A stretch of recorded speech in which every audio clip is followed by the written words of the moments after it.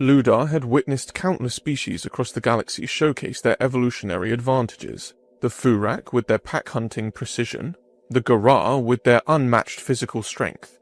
But in his 237 cycles of existence, nothing had prepared him for humanity's baffling ability to tame the untamable. Looking back, he should have recognized the warning signs the first time he saw the human, carrying nothing but a single rifle, a pair of strange binoculars, and a backpack of unknown contents.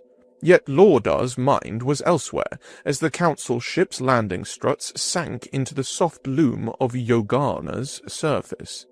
He pressed his face against the viewport. His elongated green fingers splayed across the transparent material. His serpentine eyes, with their horizontal slit pupils, dilated to adjust to the strange light as he studied the crimson forest that surrounded their clearing. The red leaves swayed in the alien breeze, creating undulating waves that seemed almost deliberate in their movement. Something about this planet made the delicate scales covering his slender body itch beneath his formal council attire. Some kind of predatory energy.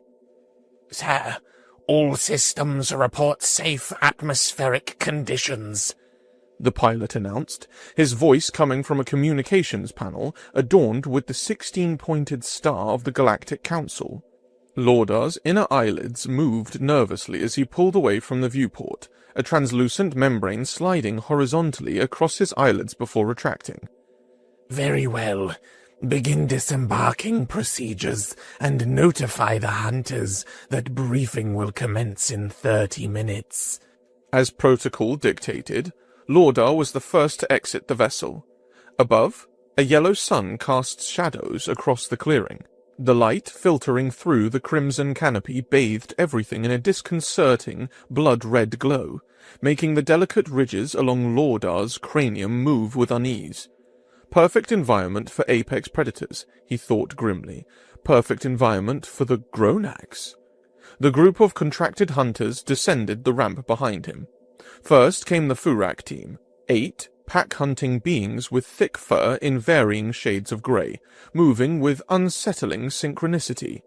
Unlike most canines, they walked upright on powerful hind legs, their forelimbs ending in dexterous 5-digited paws. Their leader, Egak, surveyed the terrain with amber eyes set in a long muzzle filled with serrated teeth designed for tearing flesh. "The scent is right here," Egak noted, his voice a rumbling growl that somehow formed perfect galactic standard. "Many prey species, many opportunities." The other Furak sniffed the air in unison, their curved ears swiveling independently to catch every sound in the alien forest. Next came the Garra mercenaries, their heavy boots clanking against the metal ramp. Each stood nearly twice Lordar's height, their leathery hides crisscrossed with scars they displayed as proudly as the formidable weapons strapped to their massive frames. Their skin ranged from molten green to deep brown, with bony plates protruding along their shoulders and spines. "Too much plant life," Hatir rumbled, his voice so deep it seemed to vibrate the ground beneath them. His lower tusks protruded from his jaw, clicking against his upper teeth as he spoke. "Limits lines of fire. Will need to create clearings." The casual mention of environmental destruction made Lordar's stomach acids churn, but he knew better than to lecture a Garra about conservation protocols. And then, almost as an afterthought, came the human. Elias Garcia descended the ramp with an easy stride that seemed unfit to the gravity of their mission. Unlike the other hunters, who bristled with weapons and protective gear, the human appeared almost casual. His skin seemed impossibly soft and vulnerable compared to the armored hides and protective fur of the other hunters. No claws, no natural armor, no enhanced senses that Lordar could discern, just 2 forward-facing eyes, dull, omnivore teeth, and a frame that appeared fragile next to the towering Garra. His single rifle seemed inadequate compared to the Garra's arsenal. Those strange binoculars hung around his neck, and the mysterious backpack was slung carelessly over one shoulder. Lordar felt his stomach acids churning with anxiety, the specialized organ beneath his ribcage contracting painfully. The Central Council's decision to include a human in this hunting expedition had baffled him from the start. Humans were not known as hunters in the galactic community. They were traders, diplomats, and occasionally scientists, soft-skinned creatures from a gentle homeworld who had somehow managed to secure a seat at the galactic table through clever negotiation rather than strength. Yet, here one stood, whistling softly and scanning the crimson forest with interest rather than caution. All hunters must report to the conference room in the secondary ship. 20 minutes. Lordar announced, his voice pitched higher than he intended. The minutes crawled by as he prepared, reviewing the mission details and steadying his nerves. When the team arrived, he entered the ship and stepped into the conference room, where tension thickened the air like an impending storm. The gathered hunters stood around the 3D display, their predatory gazes sharp and unreadable. Lordar took his place at the head of the table, close to the group of Furaks. The Central Council appreciates your prompt response to our contract offer, he began, his green skin flushing slightly darker with nervousness. His fingers fidgeted with the control panel as he spoke. As you've been preliminarily informed, we face a significant threat to the promising pre-spaceflight civilization on Yogana. The 3D display activated, showing aerial footage of a mass reptilian creature soaring over the Crimson Forest. Its wingspan stretched wider than the Council ship itself. Leathery membranes connected elongated digits. Acid dipped from enormous fangs, sizzling through vegetation below. Even in the grainy footage, the intelligence gleaming in its eyes was unmistakable. The Gronax, Lordar continued, an apex predator that has begun hunting dangerously close to settlements of indigenous population. The Council has voted unanimously for its extermination to preserve the natural development of Yoganan civilization. Egak leaned forwards, ears pricked with interest, his clawed hands flexing on the table surface. One creature, not a population. Our surveys indicate this is a solitary individual, Ludar confirmed. Likely a mature male seeking new territory in a new continent. However, its size and capabilities make it exceptionally dangerous. Hatir snorted, the sound rumbling from deep in his massive chest, vibrating the fluid in a decorative vial hanging from Lordar's neck. Nothing is too dangerous for Gara hunters. We have eliminated threats twice this size on worlds far more hostile. Lordar noticed the human, Elias, studying the 3D projection with unusual intensity, his expression thoughtful rather than intimidated. While the Furak and Gara postures screamed dominance and aggression, the human simply leaned forward with his elbows on the table, chin resting on interlaced fingers, a posture that, in his species, apparently indicated deep concentration. The Council has structured this as a competitive contract, Lordar explained. Each species will independently scout for 3 days, then present elimination plans. The team with the most effective strategy will receive the full contract payment. Others will be compensated for time spent. A waste of resources, Hatir growled, a ridge of spines along his massive forearm rising in irritation. My team could eliminate this threat before the next sunset. Egak bared his teeth in what might have been a smile, though no Galactic Council species ever interpreted canid teeth displays as friendly. Perhaps the council remembers the Garar's last hasty elimination on Zahar, the one that resulted in the extinction of 3 non-target species. His pack members emitted synchronized low growls, their fur bristling along their spines in an attempt to intimidate Hetir. Hetir's hand slowly moved towards his weapon, the movement causing the armor plates on his shoulder to shift and click together, and Lordar hurriedly continued, stepping between the 2 hunter groups. "The competition format stands," he said, forcing authority into his voice despite the stress constricting his breathing tubes.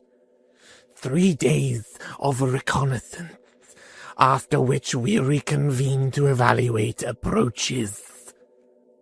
Throughout the escalating tension, the human remained silent, occasionally jotting notes in a small paper booklet, another peculiarity when all others used standard data pads. Lordar found himself increasingly discomforted by the human's presence. The other hunters, at least, behaved predictably.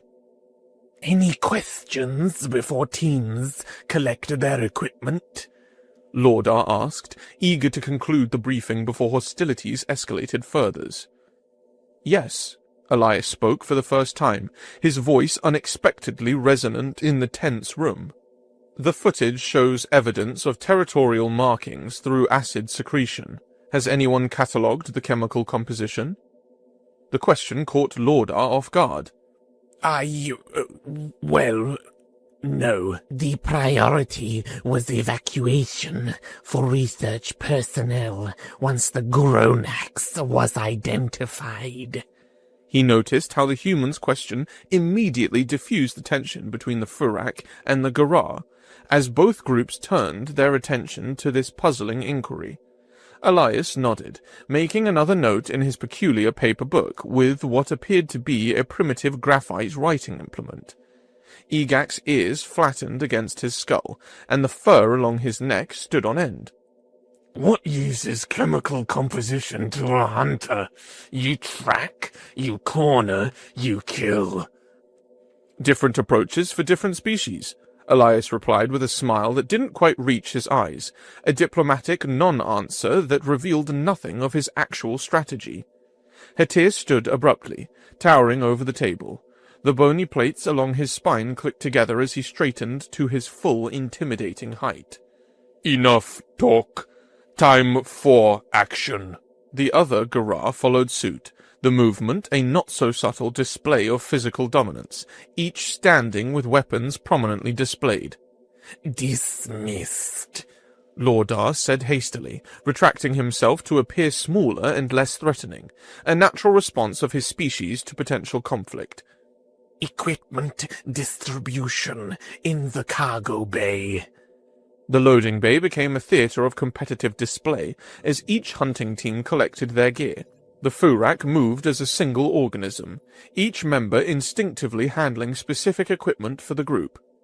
The Garar, by contrast, were a thunderstorm of activity, loud, intimidating, and destructive. They hefted massive weapons designed more for overwhelming force than precision, the heavy artillery making Lordar flinch as metal scraped against metal.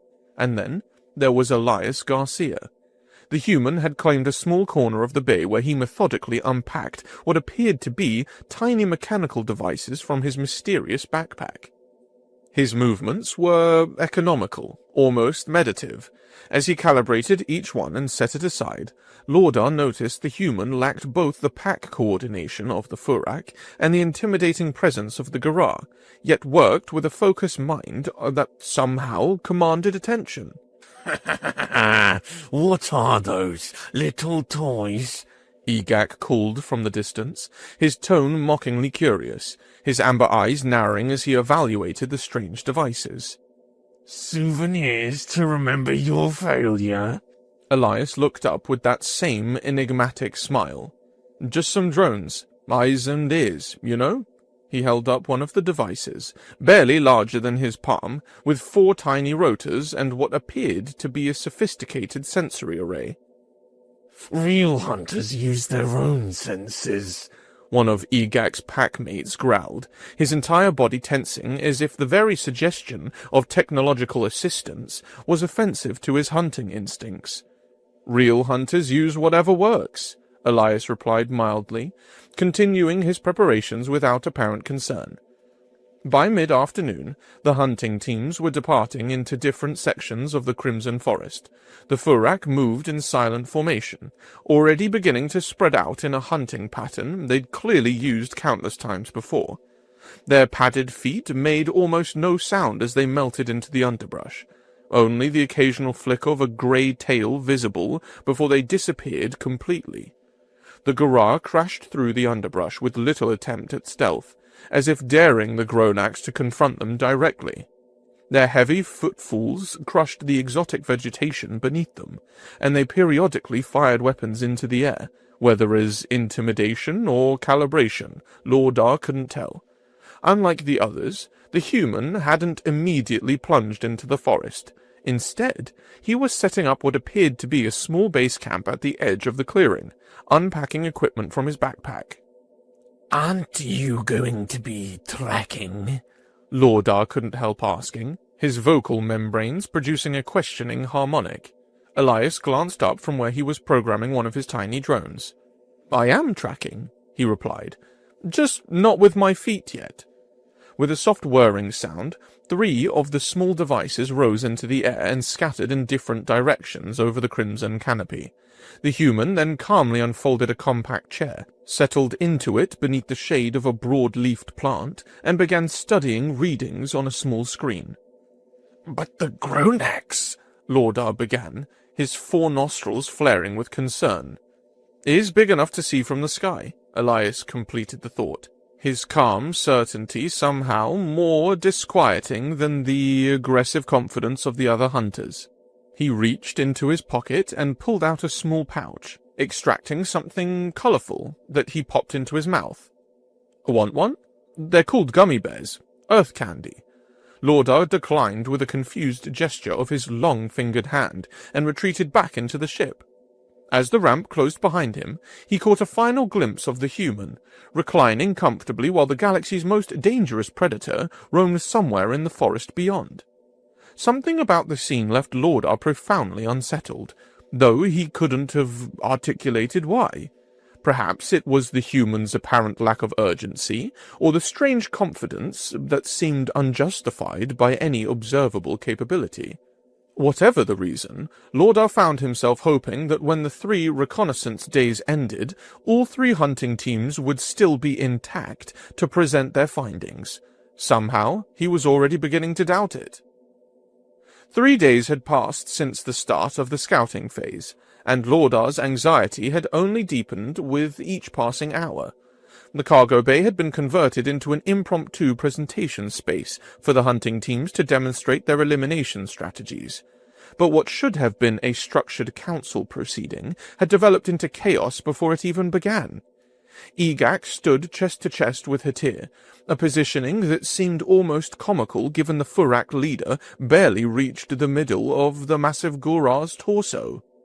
Yet the canine hunter showed no sign of intimidation, his fur bristling to make himself appear larger as he snarled upwards. "Your strategy lacks refinement," Egak growled, amber eyes flashing with contempt. "Pack isolation techniques would allow us to separate the Gronax from its territory, creating vulnerability without environmental damage." Hatir's 4 eyelids blinked asynchronously in what Lordar recognized as the Gurra expression of dismissal. "Isolation wastes time," he rumbled, his tusks clicking together as he spoke. "Our explosive traps will eliminate the target with 1 detonation. Efficient, certain." "And destroy half the forest in the process," Egak countered. Lordar stepped forward, attempting to reclaim some authority over the proceedings. "Gentlemen, perhaps we should wait until—" His words died in his throat as he realized neither hunting party was paying him the slightest attention. A more pressing concern had begun to occupy Lordar's thoughts, however. The human, Elias, had not returned to the ship. In fact, no one had reported seeing him since the second day of the mission, when one of the Furak scouts mentioned glimpsing him near a series of rocky outcroppings, several kilometers from the landing site. Have either of your teams encountered the human recently? Lordar asked, raising his voice to be heard over the continuing argument. The human is not our concern, Hatir rumbled, his eyes narrowing, fixed on Igak. Igak's ears flattened against his skull. My scouts reported tracks 2 days ago, moving deeper into Gronak's territory. His muzzle pulled back in what might have been a smile, revealing rows of serrated teeth. Likely he's already food for the beast. The casual dismissal of the potential casualty sent a wave of anxiety through Lordar's system. Humans were a relatively new member of the Galactic Council, and their diplomatic responses could be as unpredictable as the creatures themselves. If he had to report that they'd lost Earth's hunter on this mission... Perhaps we should organize a search, Lordar suggested, his voice rising slightly in pitch. The council protocols for lost contractors require... The human knew the risks, Hatir interrupted, turning his massive body to fully face Lordar for the first time. We are here to hunt Gronaks, not search for incompetent prey species playing at being predators. Lordar felt his authority slipping away entirely as the two hunting teams returned to their heated debate about Gronak's elimination strategies, completely ignoring both his diplomatic status and his concerns about the missing human. A deep vibration suddenly ran through the ship beneath his feet. At first, he thought it might be a minor seismic event. Yogana's geologic profile had indicated some tectonic instability, but then came another tremor, stronger this time, accompanied by a strange scratching sound against the outer hull. Both hunting teams immediately fell silent, their evolutionary instincts for detecting danger overriding their competitive posture. Igak's ears swiveled towards the sound, while Hatir's eyes blinked in rapid succession as he processed the potential threat. Movement outside, Igak growled softly, his pack already forming a defensive formation around him. Hatir pulled an enormous weapon from his back harness, the metal components sliding and locking into place. Possibly Gronaks, he said. Another impact shook the ship, this one powerful enough to send several loose items clattering to the floor. The scratching sound intensified, now accompanied by what sounded disturbingly like massive claws dragging across the hull's exterior plating. In an instant, both hunting teams had weapons ready, their previous argument forgotten in the face of potential danger. They moved towards the cargo bay's exterior door, Igak's pack flowing like water, while the Garra mercenaries created a wall of armored flesh and weaponry. Lordar found himself following reluctantly, his body instinctively trying to make itself smaller even as his diplomatic training demanded he maintain control of the situation. As they approached the exterior door, the scratching sounds grew louder, interspersed with what sounded disturbingly like excited thumping. The security panel beside the door flashed red, indicating an anomalous presence detected outside the hull. "Open it," Hatir commanded, his massive weapon trained on the door, its powerful cells humming ominously. Before either hunter could implement their strategy, the exterior door's control panel suddenly flashed green, overridden by the ship's primary command codes. The massive cargo door began to descend with a hydraulic hiss, creating a widening gap that admitted Yogana's crimson-tinged sunlight into the dim cargo bay. Every weapon in the room trained on that growing opening. Furak and Garra temporarily united by the prospect of confronting a common threat. Lordar's breath caught in his breathing tubes as a massive shadow fell across the lowering ramp. Through the gap, he could make out an enormous silhouette, wings partially extended, blocking much of the natural light. The ramp completed its descent with a resounding clang that seemed to echo in the perfect silence that had fallen over the assembled hunters.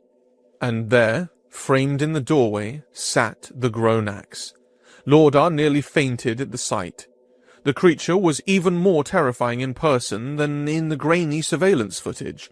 Its leathery hide shifted between deep green and midnight black, depending on how the light struck the overlapping scales. Wings partially folded against its massive body still spanned wider than the cargo door itself, the leathery membranes translucent where the sunlight filtered through them. Its elongated head held rows of acid-dripping fangs, each longer than Lordar's forearm, and its eyes gleamed with unmistakable intelligence.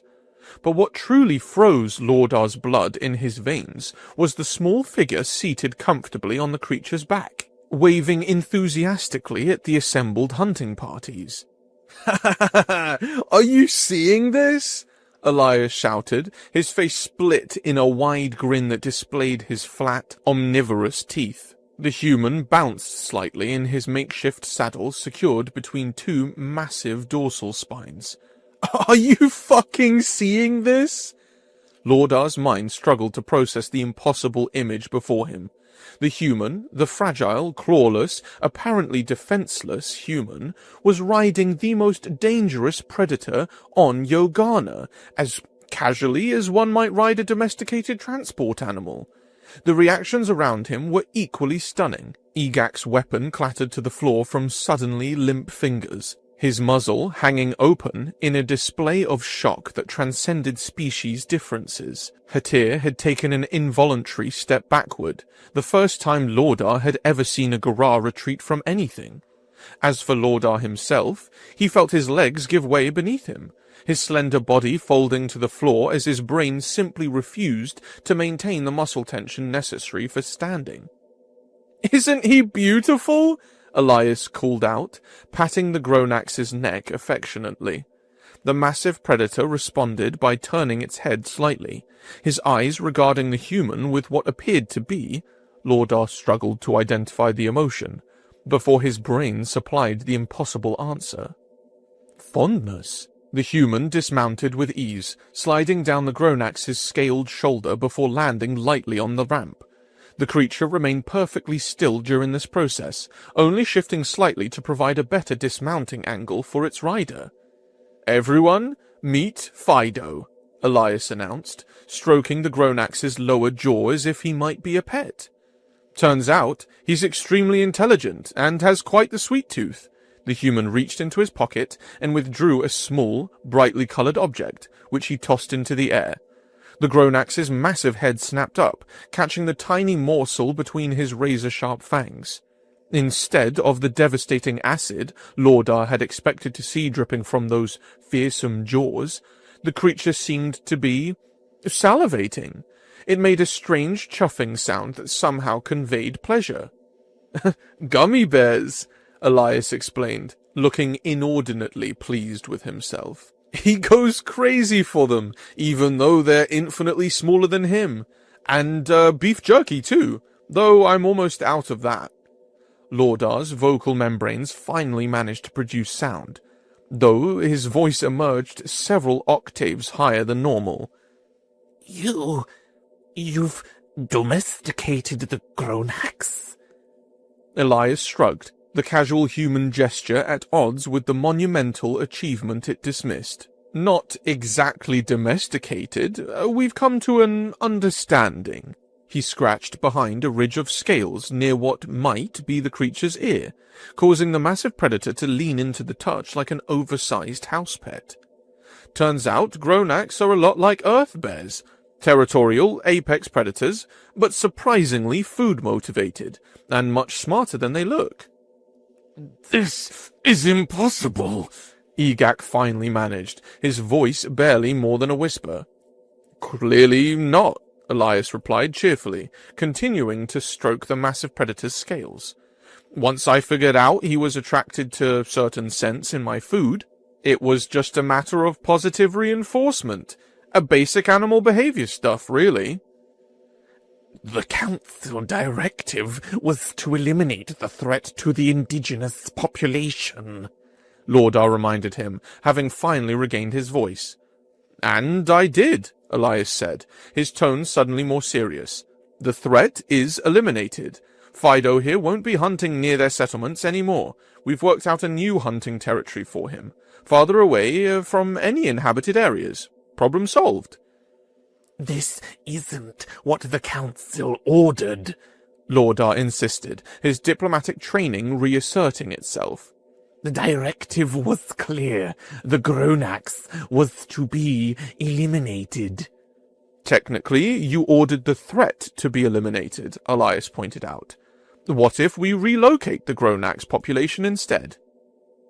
Relocate? The cost would be prohibitive. The council would never... Humanity will pay the costs, Elias interrupted, a strange confidence in his voice. Because I was riding a fucking dragon, and everyone will want one too. Lordar's inner eyelids opened and closed rapidly, his brain struggling to process the human's logic. I don't understand. It's simple, Elias continued. Humans have a cultural obsession with dragon-like creatures. If I can demonstrate that Gronax can be trained, there will be an enormous interest. Before Lordar could formulate a response to this outlandish proposal, Hetir stepped forward, his massive form casting a shadow over the human. You have deliberately sabotaged our contract, the Garra growled, bony plates shifting along his spine in a display of aggression. The council hired us to eliminate a threat, not create a tourist attraction for humans. The atmosphere in the cargo bay shifted perceptibly, predatory tension replacing the previous shock and disbelief. Hetir's mercenaries had begun to spread out in a combat formation that sent a chill through Lordar's system. Hetir! Egak's voice broke the tense silence. My team is withdrawing from this contract.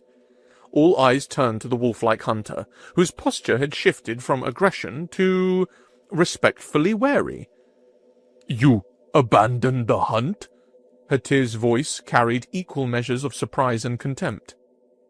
Among my people, any hunter who can tame dangerous prey is worthy of respect, not challenge. His ears flattened against his skull in submission, not to Hetir, Lordar realized with shock, but to Elias. Cowards! Hetir spat, the single word loaded with disgust. The movement happened so quickly that Lordar's eyes couldn't track it properly. One moment the standoff continued in tense silence. The next, one of the Garra mercenaries had raised his weapon towards Elias. The Gronax moved with impossible speed for a creature of its size, its massive body interposing between the human and the threat. The horrific roar split the air, so loud that Lordar's sensitive hearing organs registered it as physical pain rather than sound. Hold your fire, Lordar screamed, but his diplomatic authority had dissolved completely. 3 more Garra mercenaries raised their weapons, their targeting systems glowing ominously as they locked onto both the human and the Gronax. Elias scrambled up the Gronax's side with a practiced movement, finding handholds among the creature's scales where none should have existed. The massive predator's wings unfurled to their full, terrifying span, the membranes casting dark shadows across the cargo bay. Get down! Lordar threw himself behind a stack of supply crates as the air became saturated with weapon fire. The Garra mercenaries had formed a semicircle, their heavy artillery sending pulses of destructive energy toward the ramp where the Gronax now stood fully erect, its eyes blazing with rage. The creature's response defied everything Lordar knew about xenobiology. Instead of fleeing from the overwhelming firepower, it launched itself forward into the barrage, its leathery hide absorbing impacts that should have incinerated flesh on contact.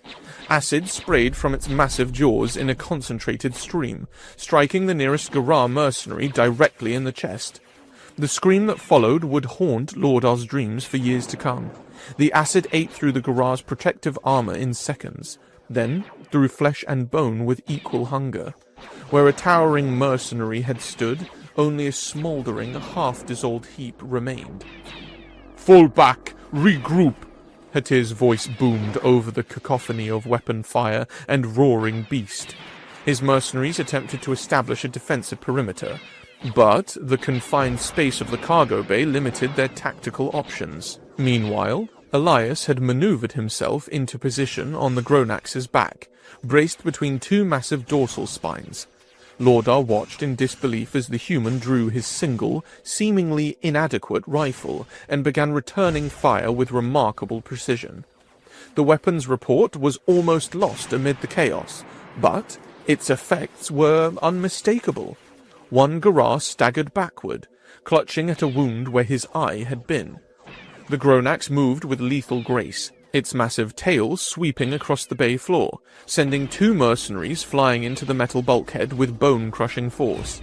Its wings, partially extended in the confined space, created gusts of air that scattered equipment and disrupted the Garra's aim. Lordar pressed himself deeper into his inadequate cover as the crossfire intensified. Energy bolts ricocheted off metal surfaces, creating a lethal lattice of destructive force. Through a gap in the crates, he could see Egak and his pack huddled near the exit, clearly unwilling to join either side of the conflict. The battle's turning point came when the Gronax took to the air, leaving the cargo bay and then bathing the ramp and everyone in it in acid. The sounds that followed, rendering flesh, snapping bones, guttural screams, made Lordar's delicate inner ears throb with sympathetic pain. Acid sprayed in all directions as the Gronax shook its massive head, dissolving equipment, melting through metal flooring, and reducing one unfortunate mercenary to unrecognizable organic slurry. The reek of chemical dissolution and charred flesh filled the air, overwhelming Lordar's sensitive olfactory receptors and sending him into a coughing fit that threatened to reveal his location.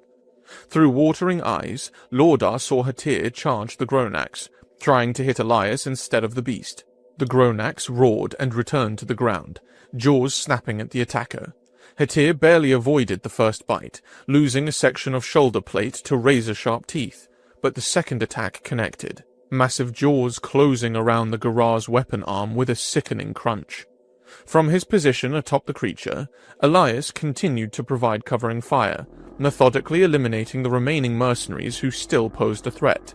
His expression had changed completely. Gone was the cheerful, almost naive demeanor, replaced by a cold focus that seemed to transform his unremarkable features into something predatory. "Stop! Enough!"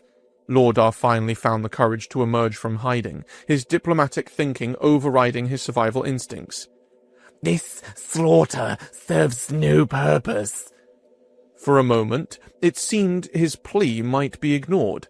The Gronax had pinned Hatir to the deck, massive jaws poised for a killing strike. Acid dripped from its fangs onto the Garra leader's armor, slowly eating through the protective plating.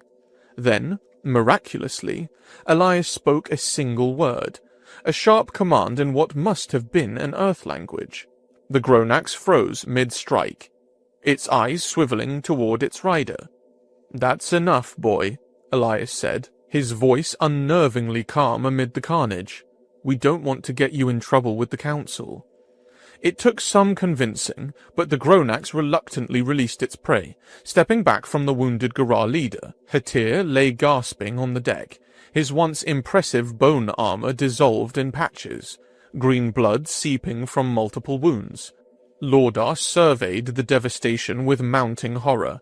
Half the cargo bay lay in ruins, equipment destroyed, deck plating corroded, and the remains of Garra mercenaries scattered in various states of dissolution. The diplomatic incident this would create was beyond calculation. "This," Elias said quietly, patting the Gronax's neck as it settled back into its haunches, "was unfortunate." One standard year had passed since the incident on Yogana.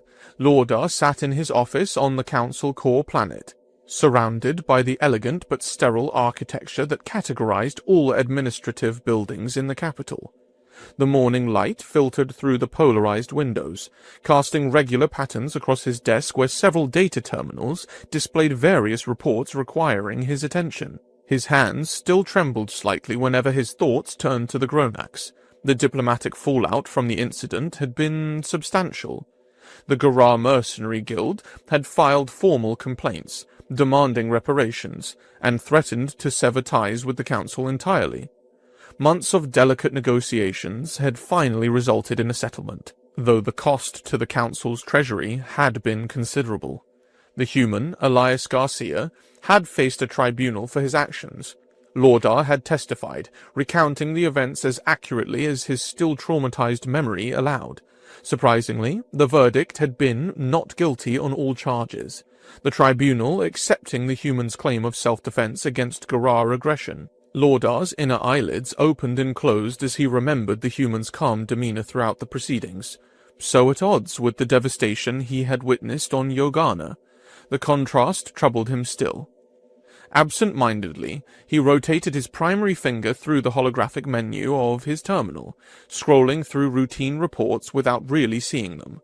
A nagging curiosity had been growing in him for weeks now. What had become of the Gronax? What had happened on Yogana after the council hastily closed the matter?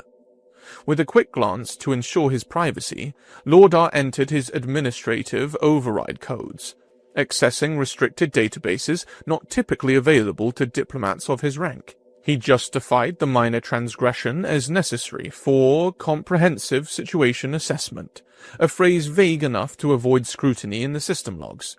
His search parameters were simple: Gronax plus Yogana plus relocation. The terminal quickly processed the query, accessing archives across multiple secure networks. When the results appeared, Lordar's breathing tubes constricted in shock. His elongated fingers trembled as he expanded the first data file, then the second, then a dozen more in rapid succession. The screens filled with images that defied comprehension.